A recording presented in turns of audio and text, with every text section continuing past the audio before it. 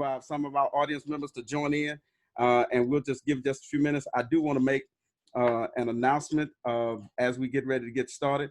But we're grateful to God today that God has allowed us to be on here today to be able to have this conversation. And so we're going to give just a few minutes for people to come in, and then we're going to get started. In the meantime, let me share with you that we are excited about this evening at 7:30. We are going to have our live Bible study right here on Facebook. I want to encourage everybody to come in and to be with us on this evening at 7:30. We're going to be looking at some lessons from the story of Jonah this evening, particularly around finding your purpose and why is it that we run from our purpose rather than running toward our purpose. And so we're going to talk about that a little bit this evening. But then also I want to share with us that next Thursday at 12 noon, and May the 7th, Reverend Dr. Dominique Robinson, the founder of Our Homiletic and Dean of Chapel and Assistant Professor of Religion at Wiley College in Marshall, Texas, is going to be our special guest. And so we want to encourage every preacher in particular to come and be with us next Thursday at 12 noon on May the 7th. On this day, we're excited about those who are joining us. Let me see who all do I see that's coming in here right now. And then I'm going to introduce our guests. It's been an interesting morning this morning, ladies and gentlemen, those of you that are already joining us. It's been an incredibly interesting morning. And sometimes you just got to fight through, you know? Sometimes you just got to fight through. Tamisha, I see you. Damian Williams, what's up, brother? Michelle Price, good to see you. Y'all, Anaja Harper, good to see you. Listen, I need y'all to tag y'all pastors. Tag your preacher friends. Tag the members of the churches. Because right now, I'm going to get ready to get started so I can honor his time. I'm so excited today that I have the privilege of being able to have a conversation with one of the guys that literally preaches around the nation and around the world. His ministry has touched 50 states, all 50 states in the United States of America. He's been featured on Daystar Television and on what's the other network? I forgot the name of it. Lord, I just forgot the name of it. The Word Network, and he's been everywhere. And so we're excited to have him. His dad, by the way, is my father in the ministry. He is the pastor of Bridge Builders International Church. He's also the founder of the Jordan Partnership. Ladies and gentlemen, I'm happy to bring with us today the one and only Dr. Johnasen Pack. What's up, bro? Man, what's good, man? You all right? I'm all right. Doc, do I need to get some water so I look official? You know, I mean, when you sweating bullets, because, you know, you with the big wigs, you got to drink water just to calm down. Okay.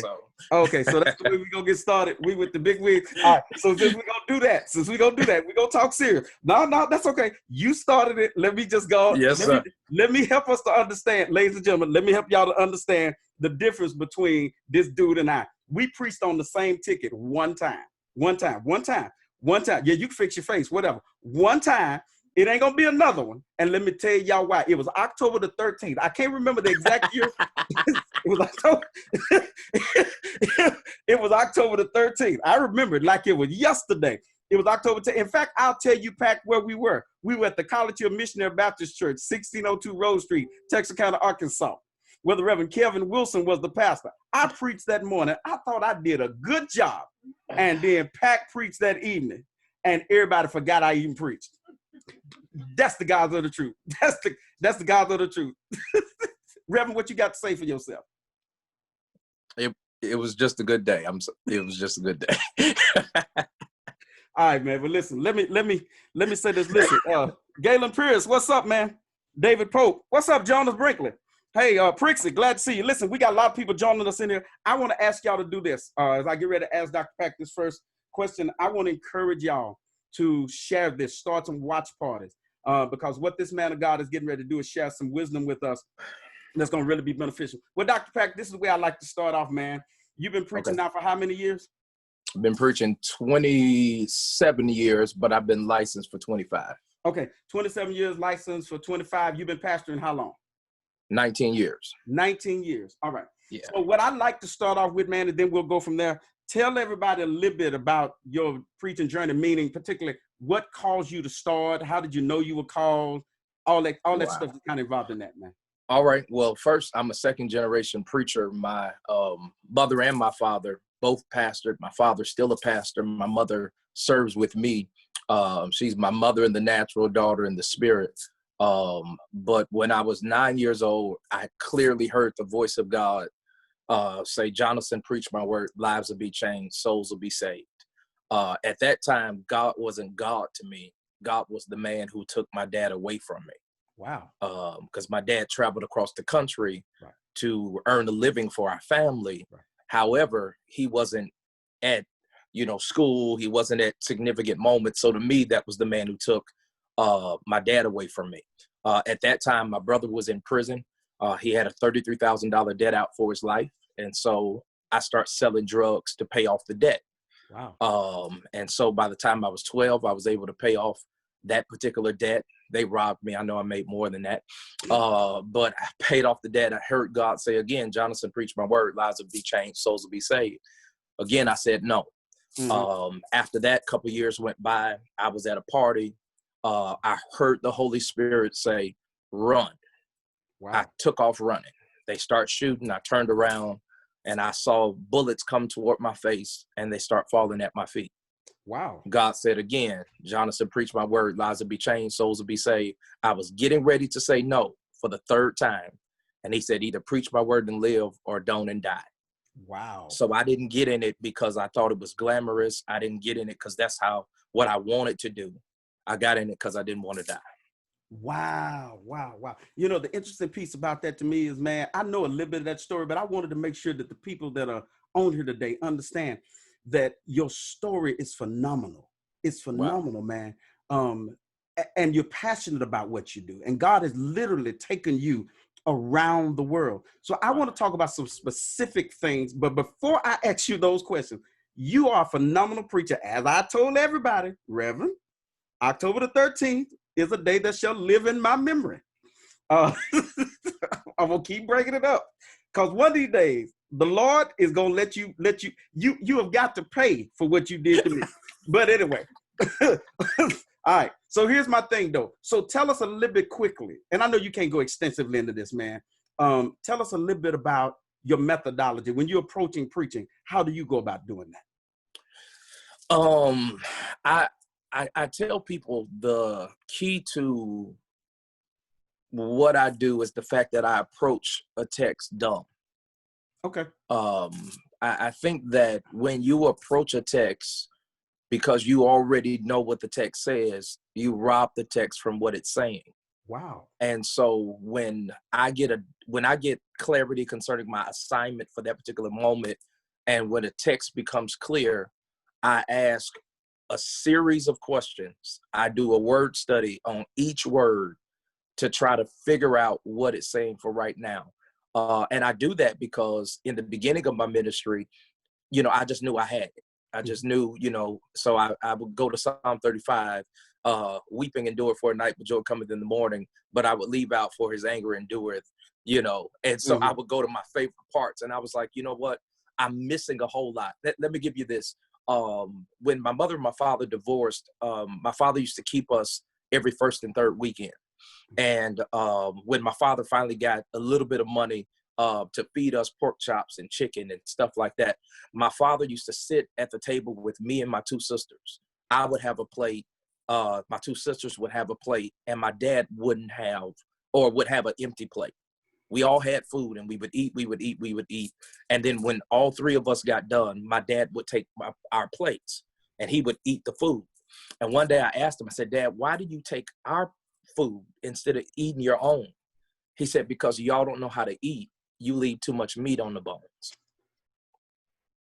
And so there was enough meat on the pork chop and on the chicken for him to still get full. And it dawned on me that's what happens in preaching, that we get to our favorite part and our highlight, and we leave too much meat on the bone to where somebody's still saying, I could have got full off of what we threw away. Because we wanted to get to our celebration. We wanted to get to our moment of excitement. We wanted to get to our close and kill it. But it was too much meat left on the bone. And I'm supposed to respond to that. Reverend, let me tell you, Dr. John Mangrum, who lives forever in my heart. Dr. John Mangrum said, part of the problem is we read the text too fast. Yes, sir. He yes, used sir. to tell us, read the text slowly, because if you read it too fast, you're going to miss something. I applaud that, man. And then I also believe in this. And let me just redirect and ask it another way, because it sounded to me like you do something that I believe in. I take angles at the text. Mm-hmm. I take angles at the text. So now I don't believe in misappropriating a text, but I take an angle. What would you say to those who may be reading the text? And so, for example, you got Mary in Luke chapter 2, Luke chapter 1. You got Mary, you got the angel, and it's always told from the point of view of the angel or the narrator. What would you say about approaching that text from the vantage point of Mary and her pain, etc.? Well, first I would say we study to live, and then we preach from where we live. I'm with that. And I think that's where we get in trouble at, because we approach a text from what we read, but we didn't apply those principles to our life, which means you microwave the message, but you didn't crock pot it. You didn't let it simmer and settle. And I think the one of the biggest problems, and I'm not trying to not answer your question because I'm going to get to it, but I think the problem, especially with young preachers, is they study for the preaching moment, but they haven't been the Mary yet that God said you're blessed and highly favored while you're frustrated. Right. And I think that until there are certain things that we live through, all we can do is proclaim it with a passionate presentation, but we can't proclaim it with passion and conviction because we haven't lived it yet. So I think the angle is determined by how we're viewing life and not how we're viewing the text. If I could say it. I like it. I like it. Yeah, like because it becomes a matter of intent and content and capacity. And so when I stopped studying, and even though when I study to live, I still do it sermonically. I still approach it the same way and take my notes. But when I study things like, Mary, I look at the fact that the angel says she's blessed and highly favored while she's still a girl. And she's ridiculed and talked about for 30 years until Jesus is able to turn water into wine and get her name back. Then I look at the Joseph, who prior to Joseph asking God to use him, gets a dream that interrupts his life. And so then because of all of that, it makes my life fit in the text to make me express it in a totally different way. And so I would challenge guys and ladies to live through what you're declaring and preach to or study to live, and then preach from where you live, and you'll find yourself a lot more clearer, a lot more effective, and a lot more successful as it relates to who we're speaking to and how we're speaking. I love that. In fact, I just heard, man, I'm trying to remember his name. I know him. He's gone home to be with the Lord now, but he just said the other day, you can't out-preach your life. We can't. I remember your dad telling me one time, man, back when I was a kid, he said, man, you up here trying to talk about how the Lord will pay your bills and you ain't had to pay no bills. Right. You can't preach what you haven't experienced. Right. And what you're saying is true. But yet again, there's no knowing. I was teaching Bible study Tuesday, and I said there's a difference between belief and knowing. Right. That the man said that had the son, he said, Lord, I believe, but help my unbelief. Right. So with believing, you can still not believe. Right. But then with knowing, it's an absolute that the reason why I can say he can pay my bills is because I've been homeless twice since, Pastor. Right. I had a stroke in 2008. Entire left side of my body shut down. So when I say God can do it, it's not just an ain't he all right that's a cliche. It's literally the signature at the end of my struggle that made me declare it's all over and the best is yet to come. It's a whole nother energy. Yes, sir. So it's not should we preach, it's what should we preach. And you, as you said, you shouldn't preach outside of the level of your life. I'm with that. I want to ask you a question specifically for young preachers. Okay, specifically for young preachers. And I guess at this point, I'm an old preacher. I've been doing this. Yeah, thank you for not responding to that. Appreciate that. Thank you so much. No, I'm saying that because somebody the other day was like, what's up, school? And I was like, Nigga, I didn't graduate it. Like, you know, I was the young kid on the block, you know, for a long time. But yeah, it's when it clicks in that you're one of them now, it's just a Yeah. whole nother thing. Yeah. Dude, I'm like, when did I get to be the old preacher? But then Right, when I am. right. So here's my thing. I come from old school. In old Mm-hmm. school, and I'm shifting here just a little bit from the preaching, what we do, to us as preachers and building our ministries. Because one of your niches is building brands and building ministries and developing people. And that's so admirable. Here's my thing. I come from old school. Old school, you did not promote yourself. Old Right. school, you didn't ask to preach. But I want to ask you two questions in regard to this. What would you say to preachers in regarding to help to build their platform, number one, and number two, these preachers who are thirsty for the platform? You go ahead. I'll leave it at that. I said enough. First, let me give a disclaimer that most people don't believe, and that is, I hate being in front of the camera. I understand that. A lot of people will assume because I do so much marketing that, oh, he's vain, he's trying to make it about him. And that's not the case at all. What I understood is I had to be convinced, and this took about 3 years for it to finally settle. And that is that Johnasen Pack was in demand. Mm-hmm. So Johnasen Pack had to respond to the demand. Mm-hmm. Now, when I wasn't in demand, there was no need for me to promote myself.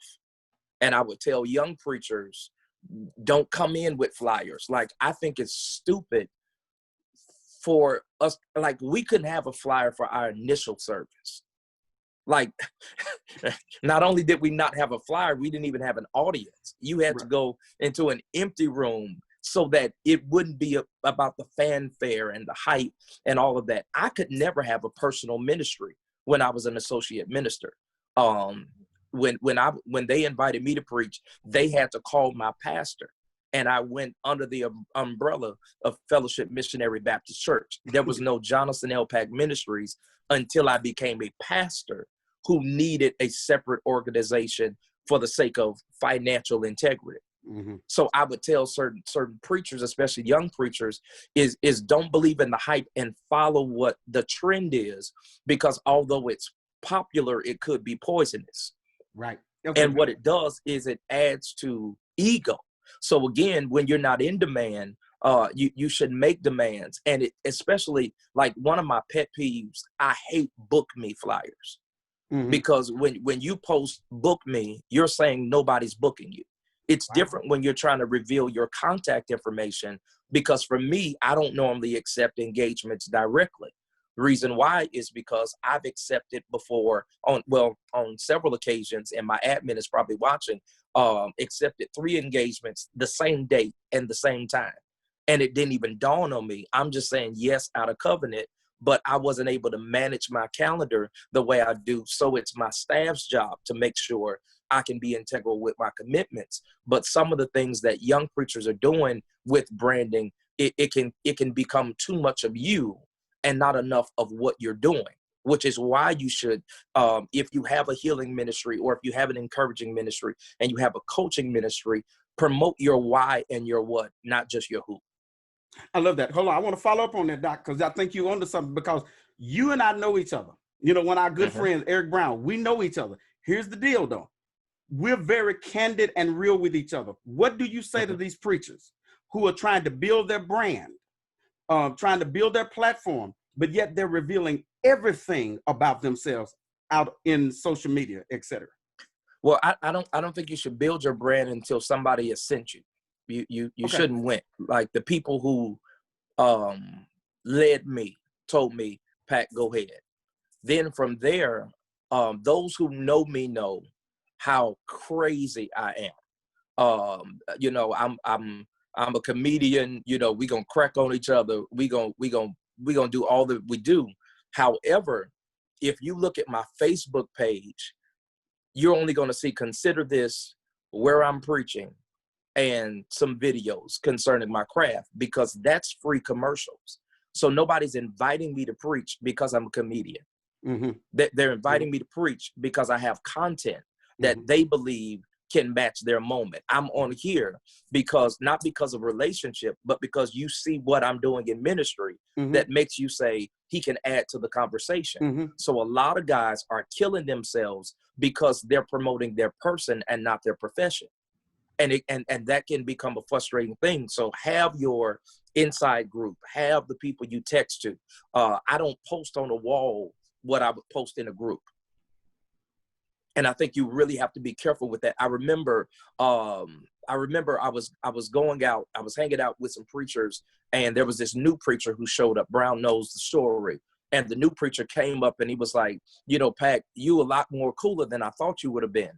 And I was like, you know, what do you mean? And he said, you know, I thought you was all holy. And I started laughing because I was like, I ain't never been called holy before. And but what he was saying is, when you come across, you're so serious and everything is ministry related. And I was saying, that's not the sum total of who I am, but it's not my conviction to let everybody know who I am. They're supposed to know what I do. And then the private group that I decide to become transparent with, then they'll know the rest. And that doesn't make me fake or phony, because I'm neither one of them. It makes me professional. And this is how I earn a living. This is what I'm destined to do. And I never want people to fumble because of my foolishness. So I keep that out of the way. Okay. Now let me tell you something. This is something I've said for years. You may shoot it down. You might shoot it down. I've never said this in your presence, but let me say this. Here's what I believe. I believe that Jesus is the sinless Son of God. Watch where I'm going. I believe he's the sinless Son of God. But I also believe that if he had ever done anything that could even be remotely questionable, he kept his circle so small, and the people with him were so committed that the world would never know about it. That I believe he was sinless. But I believe he kept, and I think what we're doing, man, is I heard you say this one time, we're exposing ourselves to too many people. We're just in the name of being real. In the name of being real. Now let me say this, because you've alluded to it a couple of different times, and I kind of held it back on purpose. I knew you would kind of do that, but I held it back on purpose. Your father is my father in the ministry, and you mentioned that when you first started preaching, you didn't go nowhere without him clearing it. I'm a witness. I'm a witness, because I started at College Hill under Johnny Pack IV. And let me be real clear. While everybody was inviting me, they called Johnny Pack IV and had to get his permission. He was going to make sure that they paid me. He was going to make sure that they took care of me. He was going to make sure, and if they were talking crazy, he was going to tell them absolutely not, because you're not doing that in colorful ways. Thank you, Jesus. All right. Now, and I apologize for over talking here, but I had to set this up. Here's the thing, Dr. Pack. How important is sonship? How important is it? So, sonship is the plan of God. While we know God planted a man in Eden, he planted a son. When he wanted to fix the world, he put a son in a woman's womb. Everything is about sonship and succession to God, because that's about legitimacy. Even when we see Jesus, we know Jesus performed miracles and all of that, but the reality is Jesus, it was illegal for him to do earthen ministry, because in that day you had to be from the tribe of Levi. He was from the tribe of Judah. So he had to find somebody to legitimize him in the earth. So he found cousin John. And he goes to John and he says, John, I need you to baptize me. John says, I'm not worthy to baptize you. He says, but so the scripture can be fulfilled, because God is a God of sonship and submission. He says, I need you to baptize me. Here's the reality. This is the second time they were in water. The second time they're in the Jordan. The first time they were both in their mother's womb. And Jesus understood that this is necessary for me to decrease, that someone else may increase. And if you look at what God says, he says, this is my beloved son in whom I'm well pleased. Now, let me explain sonship, because most people get it wrong. Sonship is about three things: security, identity, and affirmation. Let me say it again. Security, identity, and affirmation. God says, this is my, that's security. Beloved son, that's identity. In whom I'm well pleased, that's affirmation. Now, I think the reason why the enemy connects us with the wrong people is because we attach ourselves to people for confirmation versus affirmation. So confirmation is when I know what you've already done. So then I promote you, even prostitute you based on what I know you've already done. Affirmation is when I celebrate what you're getting ready to do. So this is why we have pastors who are anointed people to castrate individuals versus circumcise them, because they can only see what they've done, but they can't see what they're getting ready to do. And so the amazing thing is when Jesus connects with John, they're not the same. And this is why you don't need to find somebody that's just like you. You need to find somebody that's the rest of you. See, John baptized, but he never worked miracles. Jesus worked miracles, but he never baptized. But when they got together, there was an explosion. So as it relates to sonship, even with me, I have a pastor. And when I found my pastor, it wasn't that I was looking as a pastor trying to find a pastor.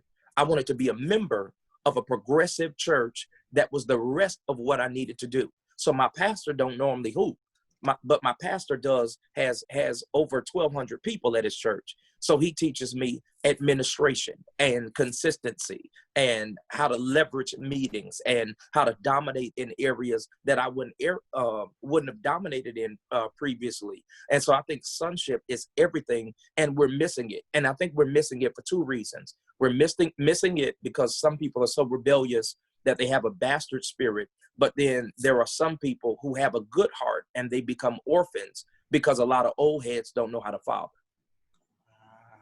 And the late Bishop Stephen Hall said it this way. We were eating after he preached for one of the pastors in our organization. He said, Pat, do you know why guys aren't really successful at fathering? I said, why? He said, because they've been sons too long. And Dinkins, I think when you move, as you said earlier, when you become a father, then it's not about how many doors you won't open for you. It's about the doors you open for other people. And some of these guys that I see being father, they like what Suge said about Puffy, all in the videos, all in everything. And I think that when we move to fathering, we've got to get out the way and start raising some other people up. And that's what guys like my father did, and other guys like you, they would call and say, preach him. Oh my God. Open up a door for him. Yeah. Like they would have a revival for themselves and then say, I ain't going, go do it. Because that's fathering. These new guys, they're not fathering. They're more focused on themselves instead of who they're supposed to reach and who they're supposed to touch. Not trying to talk a lot, but Bishop Kenneth Ulmer preached a message one time entitled, When God Makes You Full. And he said, he used the story of the teacup. And he says, when the teacup is getting full, then the overflow from the teacup will go to the saucer. Unfortunately, when you have a immature or insecure pastor, when they notice that the cup is getting too full, they'll get a bigger cup. And they'll rob the saucer over the overflow. Ooh. So I think with devil's advocate, we got to look at it, but sonship is everything to God. Man, let me tell you something, dude. You talked about pastors telling the pushing them out there. Man, let me tell you something. Your daddy, let me be real honest with you. I don't talk about this stuff because I get real emotional talking about this. And he's watching now. Is he watching now? Well, man, let me tell you this, dude. This is the God's truth. I remember we were in Atlanta, Texas. And when I do these interviews, I try to make sure that my guest is talking, and I try not to talk too much. But man, we were in Atlanta, Texas, and something happened to his mother, I believe it was. And they were like, it was a Tuesday, and he preached that Wednesday, and then they were like, well, we're gonna shut the revival down. He said, no, you're not.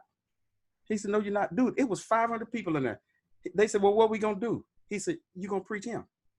You preach him, Reverend. I preached that Thursday and that Friday. I remember the sermons. I preached his sermons, by the way. I preached a charge to keep I have and a God to glorify from Matthew 28. And I preached from John 20. I can't tell it all. Those were the two sermons that I preached. Right. Wow. Those were the two sermons. And from those two nights, Reverend, my calendar filled up. And so I thank God, because that's the right spirit to have. But I want to say one more thing. I know you said it earlier, Reverend. I'm going to get ready to close because I know time is of essence. But I want you to reiterate, please, the importance of these preachers not moving too fast. I sat on Johnny Pack's pulpit for a year and a half before I ever preached outside of College Hill. Right. And when I first got my first invitation, he said, okay, don't do that one. And I didn't go. Please say just a little bit more, Doc. And then I'm going to ask you another question and we'll close. Yeah, I think that it's important. I guess I'll reveal a little old school. I know we have these cameras now, but I used to have a Polaroid. Yeah. And that, remember, you took the picture came out. Yeah, I'm nearly 50. You used to, when you were impatient, you blew the picture, you fanned it. Yeah. Here's the reality. One day I was out in the sun and the picture never developed. It came out flawed. And so I went and showed someone. I said, what's wrong with the picture? I explained the process. And they said, the problem with the picture is not the picture, it's the process. You put it in the sun too quick. Too quick. And Dr. Isidore Edwards, great mind, would say it this way: faith is like film, it's best developed in the dark. Yeah. And I think preachers are promoting themselves before they've been developed. And it's important, which is why real trainers, pastors, when they say they're called to preach, they give them a broom before they give them a mic. They give them a mop, because I think that while I believe we're called to preach, I really believe we're called to serve. And this is why we have a lot of arrogant preachers, because they love the gift and the art form of preaching because it gives them a sense of significance, but yet they don't like people. Yes, sir. And I think if you look at the ministry of Jesus, you see more interaction with people than you see sermonic expressions from the man of God. Yes, sir. That he could be touched with the feeling of other people's infirmity. So I would tell preachers, before you rush to get to the mic, to pull it, learn how to smell like sheep. Right. Learn how to serve. Learn, like, the greatest position in it for me in my life is being an adjutant. Pastor is good and all of the other stuff is good, but being an adjutant, being trusted with somebody's bag, being able to drive, being able to pour water or grab a towel, or to be in rooms and we would ear hustle. We would act like we didn't hear when we were hearing everything. Being trusted to do that is what got me where I am. I served my way to the top. I've never had, well, they made them, but I never used them. Never had business cards, don't have book me, whatever. I don't promote, I have to promote things now just to put them on the calendar. But there's so many things that I do that I don't get an opportunity to share, because for me, I'm so busy celebrating and pushing others that it's not about me. So preacher, wait your turn. And when you're in demand, then you can start doing some things at that point. But to try to make yourself be seen and to try to, do that whole self-promotion thing, it's a thin line with that. And I'm doing it. And I'm still uncomfortable.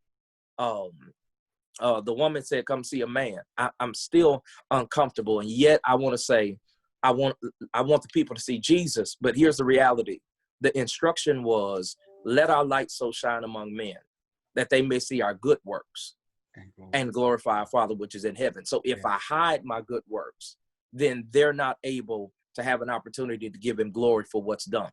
If I'm just saying, hey, I'm preaching, man, it's too much flesh. Preach in the dark and then let God reveal you, and he'll do it at the right time.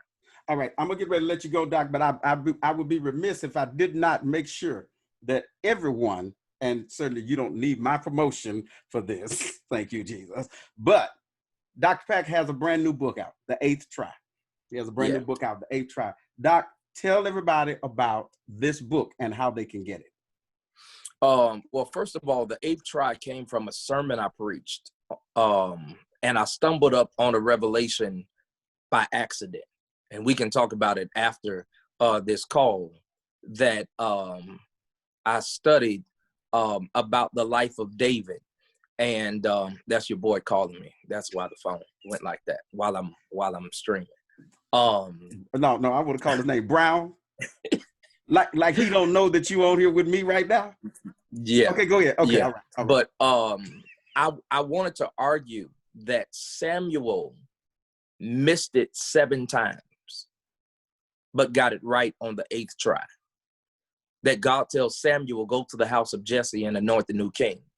Jesse put 7 other brothers in front of him, and Samuel put the horn over them, and 7 times the oil never ran out, which meant it didn't work. And so, Dinkins, I wanted to argue in the book that a lot of people are within their 1st or 7th try, not because they didn't hear from God or because they're wrong, but because they had to make the best out of someone else's selection, which wasn't right in the first place. Wow. So these 7 brothers are prepared for the moment, but they're still not the choice. The 8th tribe gets a call after everything is failed, and the 8th tribe comes in with mess on his feet, but he gets oil on his head. And he comes in, and when the oil runs, they now know this is the new king. So what I'm telling people in this season is the 8th tribes are emerging. You're not as prepared as the others, because while they were in the house, David didn't even know what was going on. And so while you're in the house, while they're in the house, David is learning how to inherit the throne by how he's handling the sheep. David gets an audience with Saul for playing the harp, yet no one heard him play but the sheep, the dumb animals that he was with, which is why I tell pastors, sometimes even when you're with a church that's not big or a church that don't celebrate you, those might be the sheep that God's going to use to prepare you for the throne. So David becomes the 8th tribe. And so I wrote the book, and there's some stuff in the book. One chapter is don't let the oil spoil you. That after David gets anointed, he goes right back to the sheep. There's really a conversation, and it's a coaching book. I didn't write it, it's not 300 pages. I wrote it as what authors would call a toilet reader, something that's real quick, something for you to find yourself in it. And I believe it'll bless you. So through Amazon Kindle, you can look forward. I know Amazon is a little slow, but you can download the ebook for $8.88. And they'll make sure they get it to you. During my release, I was #1 on Amazon, which is major. So many authors are on there. But as a boy who graduated from Portland Opportunities Industrialization Center, which is an alternative school, God let me write a book, and it was a bestseller. And so get it today. Praise the Lord, man. Make sure you do that. Doc, do you have anything else that's going on that you want to promote right now? I'm doing a creative preaching class tonight. I'm a very transparent leader, and I'm a giving guy. So the series that I'm preaching for the month of May is titled House Calls.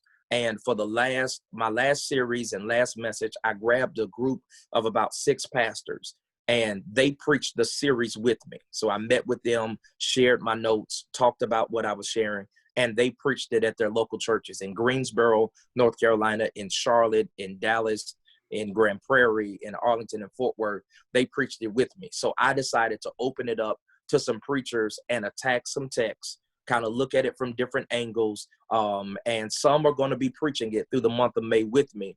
And then some are just going to have an opportunity to advance themselves in what I call revelatory preaching. I think the uniqueness of my ministry is I preach for everybody, whether that's Kojic, Baptist, Apostolic, non-denominational, and then I'm a master coach as well as a businessman. So I'm very wide in what I do, not the best at it, but I definitely have something that can offer some people who want to learn and be better.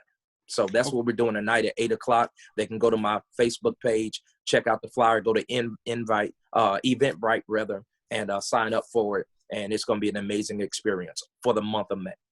All right. But Doc, if people want to give to your church or give or directly so to you, how do they do that? They can do that through Cash App at Dr. Pack, DRPACK. They can do that, or at Bridge Builders, INTL. Our church is in Arlington, Texas. I love my city. Some amazing people are here. And so they can do that way. Yeah, you have an amazing church. I regret to say that one of the worst preaching moments I've had in the last 20 years came with Bridge Builders. We got to give you another shot at it, because we got to let you redeem yourself. Reverend, I felt like the old Baptist preacher. He died, didn't he? Died. All right, but for experienced preachers, our best messages were always the worst ones. Okay, and we learned to never do that again. Hold on. To get where we got to go. But okay. Okay.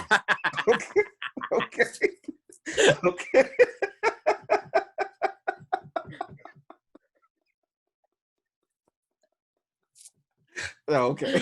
Man, let these people go enjoy their Okay, Doc. Hey, man, listen, we're going to get ready to get off here. But listen, Dr. Pack, thank you so much. Let me make these announcements, and we're going to get ready. Thank y'all so much for being on with us today.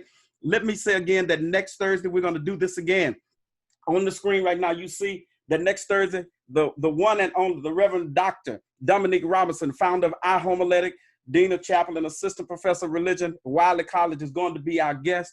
And I want to encourage everybody to make sure that you join in with us on next Thursday. Y'all, this is going to be a phenomenal time of sharing with Dr. Robinson. Listen, this evening at 7:30, I want to encourage everybody to be with us right here on Facebook for our Bible study. We're going to be talking about Jonah's story.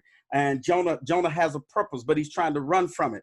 And you cannot be happy, nor can you be fulfilled while you're still trying to run from your God purpose. And we got to know how to identify what God has called us to do. I want to thank everybody. If you have prayer requests, please send me those. You can send that to sdinkins@jarvis.edu. You can also become a part of Jarvis College Christian Church through sdinkins@jarvis.edu. I also want to encourage those who would like to give to us. Go to www.jarvis.edu/donate and designate that to Jarvis Christian Church. You want to give to me, you're certainly welcome to do that.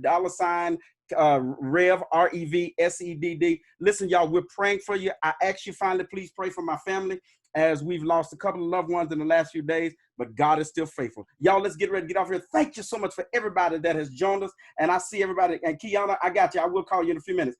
Y'all, let's get ready to get out of here. Lord, thank you so much for this time. How we praise you and we thank you for Dr. Johnasen Pack. We pray, oh God, that you will bless him and that you would keep him and that you will sustain him and that you will keep him healthy and cause the revelation that you have, that you've given him, to go all literally around the world again through his sons and his daughters. I ask in the name of the Lord Jesus that you will bless us in our labor and our leisure. We're asking you, oh God, that you will be our sustainer. And as we reopen this country, whether it's wisdom or not, God, you are our protector and you are our keeper. So God, sustain us by your power. We give you praise and we give you glory in the name of the Lord Jesus. Now the Lord bless you and the Lord keep you. The Lord lift up the light of his countenance upon you and be gracious unto you. And may the Lord grant you peace in Jesus' name. Amen. Y'all, we will see you this evening at 7:30. God bless everybody. I love y'all.